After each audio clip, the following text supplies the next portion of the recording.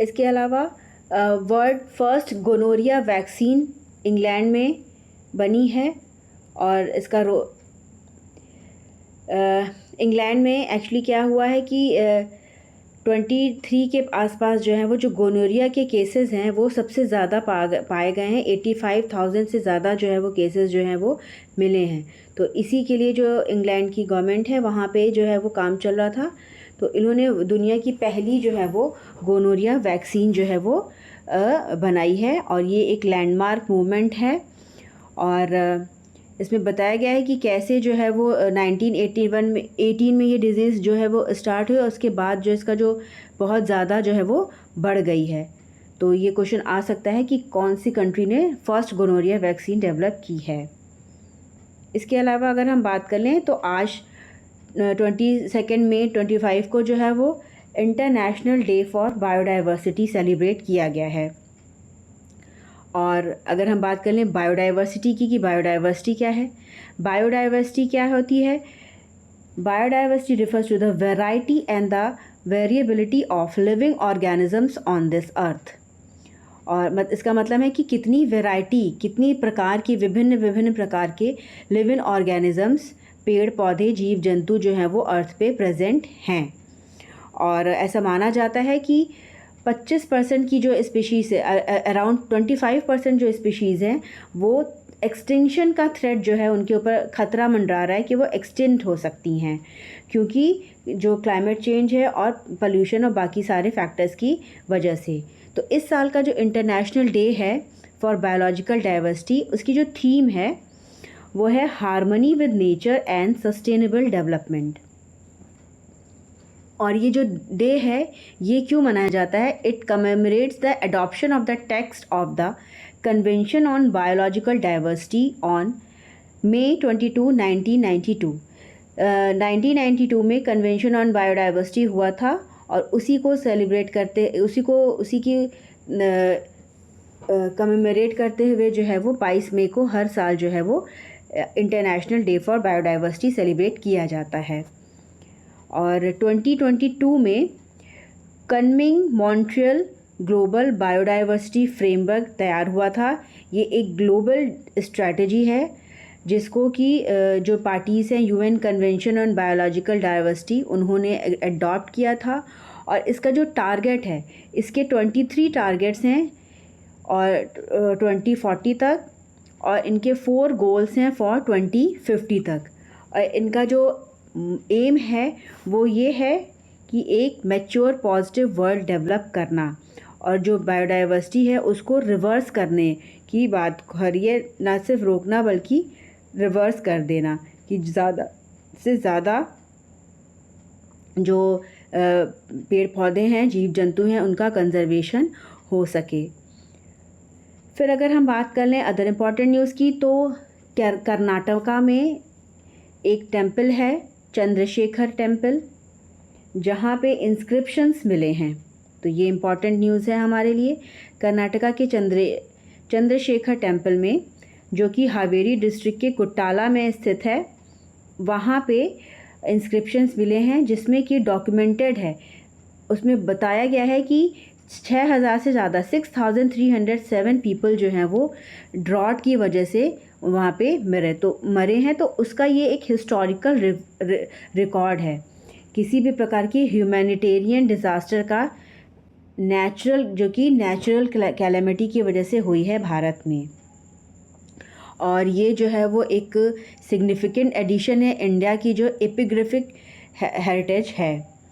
ये जो इंस्क्रिप्शंस हैं ये 1461 के हैं, साक 1461। और इसको ASI ने जो है इसको खोजा है। ये कन्नड़ लैंग्वेज में है। इसका जो भी इंस्क्रिप्शन का जो स्क्रिप्ट है वो पूरा कन्नड़ लैंग्वेज में है। और इसमें अगर हम बात करें तो बताया गया है कि ननी देवा उदया ऑफ गुट्टा वहाला, ये वहाँ के एक राजा थे। तो उन्होंने बताया कि कैसे जो है वो ये पूरे जो आपदा हुई और उसमें जो है वो कैसे लोगों का बरी किया गया उनको। और इस इंस्क्रिप्शन में पूरा डिटेल में जो है वो ये सारा बताया गया है। फिर अगर हम बात कर लें अदर इम्पॉर्टेंट न्यूज़ की, तो रिसेंटली भारत के 2 साइंटिस्ट जो हैं उनका जो है वो निधन हुआ है। और तो इनसे रिलेटेड जो है इम्पॉर्टेंट न्यूज़ हम देख लेते हैं। सबसे पहले बात कर लेते हैं जयंत नार्लिकर की, जो कि इंडिया के एक महान एस्ट्रोफिजिसिस्ट उनको माना जाता है, जिन्होंने बिग बैंग थ्योरी को चैलेंज किया था। उनका देहांत हो गया है। 86 वर्ष की आयु में उनका देहांत हुआ है। और वो एक उन्होंने जो है वो inter university centre for astronomy and astrophysics के वो फाउंडर डायरेक्टर थे। और उन्होंने काफ़ी काम किया उसको ग्लोबल रिकॉग्निशन के दिलाने के लिए। और इनके बहुत सारे थ्योरेटिकल जो हैं वो काम इन्होंने किए फ़िज़िक्स, कॉस्मोलॉजी और एस्ट्रोफिज़िक्स में। और इन्होंने जो है बिग बैंग थ्योरी का जो है वो ये हमेशा इन्होंने विरोध किया है। और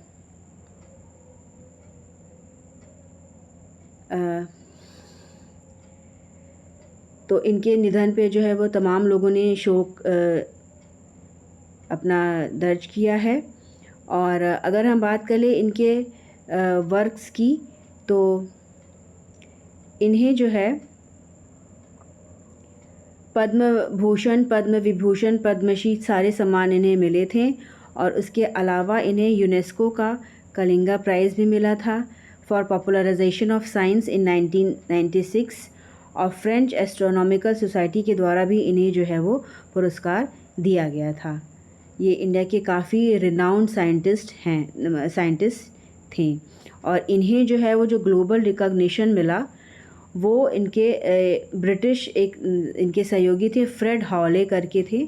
और इन्होंने जो है वो steady state model of universe, ये इनकी थ्योरी थी, इनके द्वारा दी गई थी। तो ये एग्जामिनेशन पॉइंट ऑफ व्यू से काफ़ी इंपॉर्टेंट क्वेश्चंस बनेंगे। फिर अगर हम बात कर लें तो इनका लिटरेचर में भी इन्होंने काफ़ी सारा कंट्रीब्यूशन किया है। और इनका एक साइंस फिक्शन स्टोरी था धूमकेतु। धूमकेतु किसने लिखा था? डॉक्टर नार्लिकर ने। और इसको जो है द कॉमेट भी कहा गया है, इंग्लिश में नाम है इसका। और इस पर एक फ़िल्म भी बनी है। और इनकी जो ऑटोबायोग्राफी है उसका नाम है माई टेल ऑफ 4 सिटीज़। और उसके लिए इनको साहित्य अकादमी पुरस्कार से भी सम्मानित किया गया था। इसके अलावा अगर हम बात कर लें तो M.R. श्रीनिवासन, ये इंडिया के न्यूक्लियर प्रोग्राम के आर्किटेक्ट थे, की आर्किटेक्ट में से एक थे। इनका भी निधन हो चुका है। ये 95 वर्ष की आयु में इनका निधन हुआ। इन्होंने डॉक्टर होमी जे भाभा के साथ मिलकर इंडिया के फर्स्ट न्यूक्लियर रिएक्टर अप्सरा के डेवलपमेंट में काफ़ी काम किया था।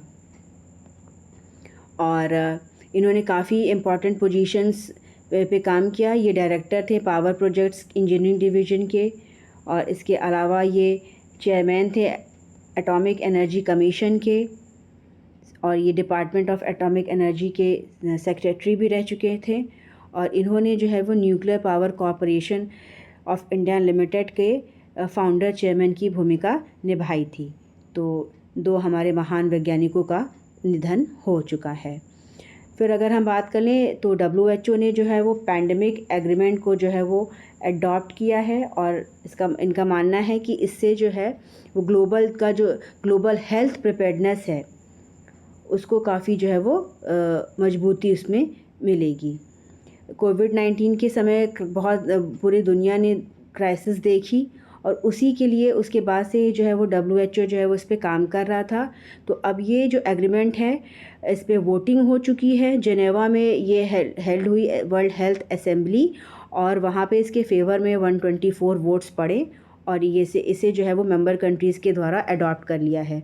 ये जानकारी WHO के जो हेड हैं, उन्होंने, जो डायरेक्टर जनरल हैं, टेड्रोस एडहानोम घेब्रेयेसस ने दिया है।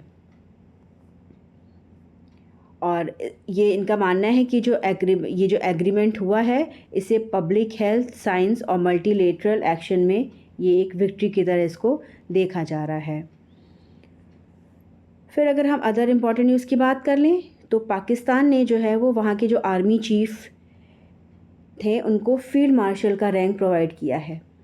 भारत के साथ ऑपरेशन सिंदूर के दरमियान इनका जो रोल है उसको जो है वो वहाँ की सरकार ने सराहना देते हुए और इनको जो है वो फील्ड मार्शल बनाया है।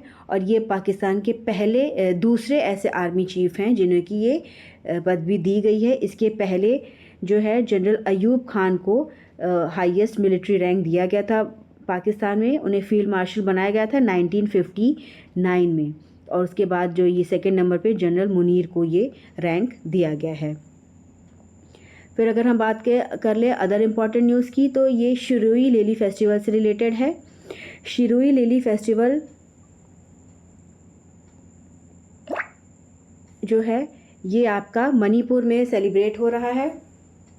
20 मई से लेके 25 मई तक ये चलेगा कार्यक्रम। तो इसके बारे में हम जान लें। Shirui lily festival department of tourism Manipur के द्वारा चलाया जाता है। ये सबसे पहले 2017 में हुआ था और इसका जो नाम है शिरुई लिली, वो लिली की एक वैरायटी है जिसको लिलियम मैकलिनी कहा जाता है, उस पे है। और ये जो है वो मणिपुर का स्टेट फ्लावर है। मणिपुर के स्टेट एनिमल की बात कर ले हम तो सांगाई है, जो कि एक ब्रो एंटलर डियर है। और ये जो है वो ये एक बहुत ही रेयर फ्लावर है जो कि इसी टाइम पे जो है वो ब्लूम करता है, खिलता है। और वहाँ के मणिपुर में शिरुई हिल्स है, वहाँ पे शिरुई हिल्स रेंज में ये पाए जाते हैं और ये एंडेमिक है और ऊपरी हिस्से में ही ये पाया जाता है, जो कि समुद्र से करीब 2673 मीटर्स की ऊंचाई पे है। और ये जो प्लांट है इसको वहाँ पे की लोकल भाषा में काशोंग तिमरावन कहा जाता है, जो कि एक मिथिकल गॉडेस फिलावा की बेटी हैं। उन्हीं के नाम पे इनका नामकरण किया गया है। और इससे के अलावा जो है अगर हम बात कर लें तो मणिपुर में पिछले 2 सालों से जो वहाँ पे हिंसा चल रही है, उसके चलते किसी भी प्रकार का कोई कार्यक्रम नहीं मनाया जा रहा था और फिर से इसे वहाँ पे नॉर्मलसी क्रिएट करने की तरफ एक कदम माना जा रहा है और इस तरह से फेस्टिवल को सेलिब्रेट किया जा रहा है। तो ये आज की सारी इंपॉर्टेंट न्यूज़ थी जो कि हमने कवर कर ली।